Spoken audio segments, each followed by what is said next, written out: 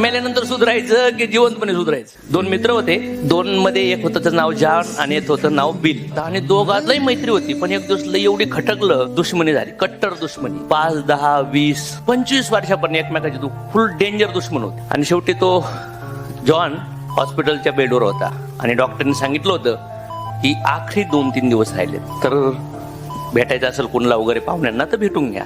त्यानंतर मग लास्टच्या 3ऱ्या दिवशी जॉनला लक्षात आलं सगळ्यांना भेटून झालंय, पण बिलला पण भेटलं पाहिजे. तर त्याने बिलला फोन करायला लावला आणि बोलवून घेतलं आणि म्हणला जे झालं ते त्याच्याबद्दल मला माफ कर, मी माफी मागतो.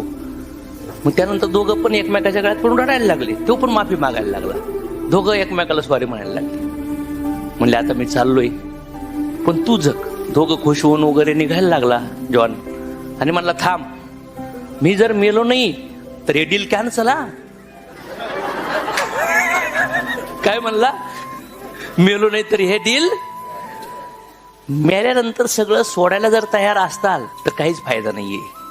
जीवन जगताना जीवनामधले असे घाणेरडे विचार सोडून जो जीवन जगतो तो स्वतःसाठी आणि परिवारासाठी आणि समाजासाठी फार मोठं कार्य करतो.